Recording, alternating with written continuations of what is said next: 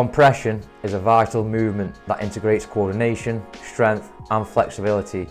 In today's video, I'll demonstrate 3 compression exercises that will strengthen your core and enhance your hip flexor flexibility. But first, what is compression? Compression is a dynamic movement that requires a synchronization of multiple muscle groups to bring the knees towards the chest while maintaining straight legs. The core muscles play a crucial role in providing stability and supporting the movement. They actively engage to stabilize the body and facilitate the controlled execution of the exercise. At the same time, the hip flexor muscles are stretched and activated, working in tandem to bring the knees closer to the chest. This combined effort of core engagement and hip flexor activation allows for a full range of motion and optimal compression. Flexibility plays a key part when it comes to compression exercises. The less flexibility you have in your hamstrings, the more strength you'll need in your hip flexor muscles to execute the movement. The greater range of motion you have, the less strength you'll need in the hip flexors, making the exercise easier. 2 flexibility exercises I'd recommend to help you develop greater range of motion is the standing pike stretch and the pancake stretch. The standing pike stretch and the pancake stretch lay the groundwork for advancing to the more advanced compression exercises such as the L-sit and the V-sit. Regular practice of these stretches will enhance your overall compression abilities and contribute to your calisthenics progress. Right guys, the first exercise is the elevated pike single leg lift. You might feel some cramp in your hamstrings when performing this exercise,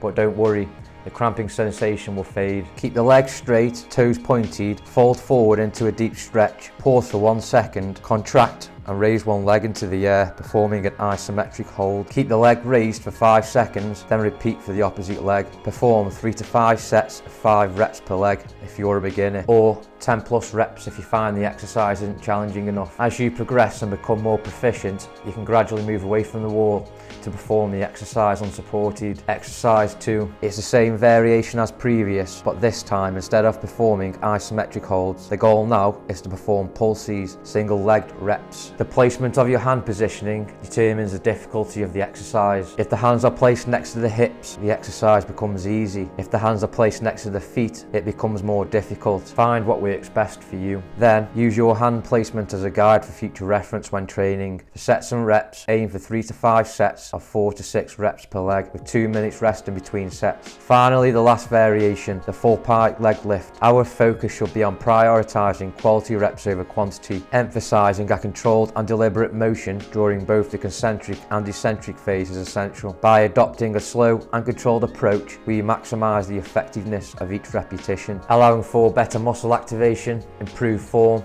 and reduced risk of injury. Remember, it's the quality of the movement that brings about significant gains rather than the sheer number of repetitions performed. For sets and reps, perform 3 to 5 sets of 3 to 5 reps with 2 minutes rest in between sets. Once you've mastered the 3 compression exercises and gained some strength in your core and hip flexor muscles, here's a few ways you can increase the difficulty of the exercise. Tip 1, use a weighted plate.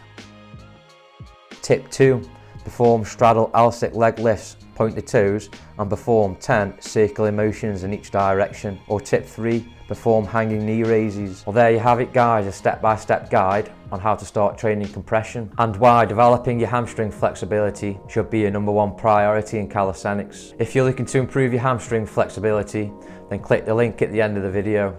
If you found this video valuable, drop me a comment down below. Don't forget to like and subscribe for more calisthenics content. Thanks for watching another video everyone. Peace!